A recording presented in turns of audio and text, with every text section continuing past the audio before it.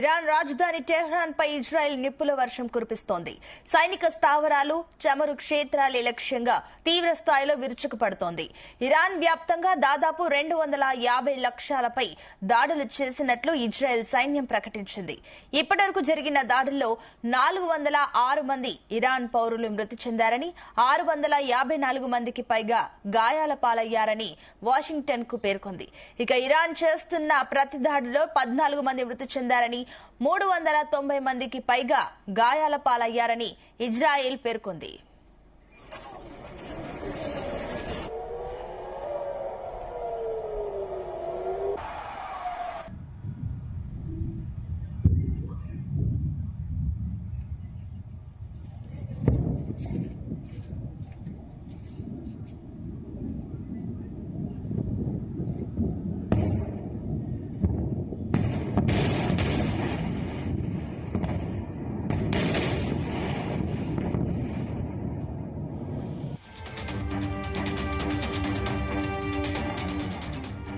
Iran చమురు క్షేత్రాలే target గా Israel దాడులు చేస్తోంది.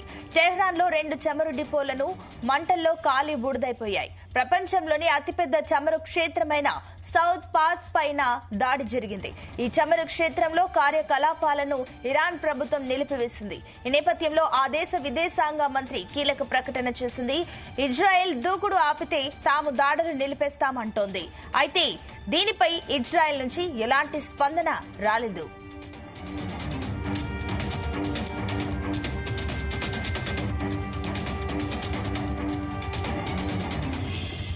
ఇరాన్ ఆయుధ తయారీ కర్మాగారాల సమీపంలో నివసించే పౌరులు వెంటనే ఆ ప్రదేశాలను ఖాళీ చేయాలని ఇజ్రాయెల్ కోరింది. ఆయుధ తయారీ కేంద్రాల సమీపంలో నివసించే వారు అక్కడి నుంచి వెంటనే వెళ్లిపోవాలని కోరింది. వారి భద్రత కోసమే ఈ హెచ్చరిక చేస్తున్నామంటోంది. ఇజ్రాయెల్ దాడిలో ఇరాన్ అణు స్థావరాలే తీవ్రంగా దెబ్బతిన్నాయని అంతర్జాతీయ అణుశక్తి సంస్థ ధృవీకరించింది. ఈ మేరకు ఆ సంస్థ డైరెక్టర్ జనరల్ ఐక్యరాజ్య సమితి భద్రతా మండలికి వెల్లడించారు. ఇజ్రాయెల్ ధ్వంసం చేసిన వాటిలో నతాంజ్ లోని ప్రధాన అణు ఇంధన కేంద్రం ఉందని తెలిపారు. ఇక ఇస్పాహాన్ లోని యురేనియం కన్జర్వేషన్ కేంద్రం తీవ్రంగా దెబ్బతిందని వివరించింది. మరోవైపు అణు స్థావరాలే లక్ష్యంగా గగనతల దాడులకు దిగిన ఇజ్రాయెల్ పై అంతే స్థాయిలో ప్రతి దాడులు చేస్తున్న ఇరాన్ కీలక ప్రకటన చేసింది. కేవలం ఆత్మరక్షణ కోసమే టెల్ అవీవ్ పై దాడి చేయాల్సి వచ్చిందని అరాగ్చీ తెలిపారు. ఇక ఇరాన్ పై ఇజ్రాయెల్ సైనిక చర్యలను నిలిపివేస్తే తాము దాడులు ఆపేస్తామని తెలిపారు. పరిస్థితుల డిమాండ్ చేస్తే మాత్రం ఇజ్రాయెల్ తో వివాదాన్ని పొరుగు దేశాలకు విస్తరించాలని తాము భావించడం లేదని పేర్కొన్నారు.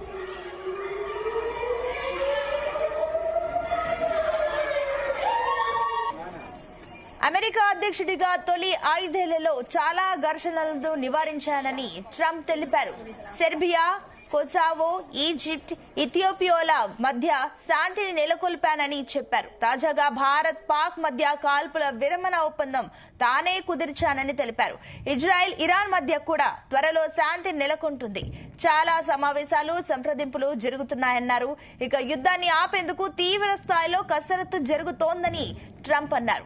2 దేశాల దాడులు, ప్రతిదాడులు ఆపి శాంతి ఒప్పందానికి రావాలని పిలుపునిచ్చారు. భారత్, పాక్ తాను చేసిన మాట విని కాల్పుల విరమణకు అంగీకరించామని, ఇజ్రాయెల్, ఇరాన్ అదే బాటలో నడవాలని సూచించారు. ఇక ఇజ్రాయెల్, ఇరాన్ యుద్ధం నేపథ్యంలో భారత్ కు చెందిన ఎయిర్ ఇండియా, ఇండిగో విమానాలు రూట్లను మార్చుకుంటున్నాయి. యూరప్ దేశాలకు వెళ్లే ఎయిర్ ఇండియా విమానాలు ఈజిప్ట్, గ్రీస్ మీదుగా పయనిస్తున్నాయి. ఇక గగనతల మూసివేయడంతో ఈ పరిస్థితి నెలకొంది. ఇక ఆ మార్గంలో వెళ్లే విమానాలు ఫ్యూల్ లో నింపుకునేందుకు దోహాలో ఆగుతున్నాయి. దీంతో పాటు విమానాల ప్రయాణ సమయమూ పెరుగుతోంది.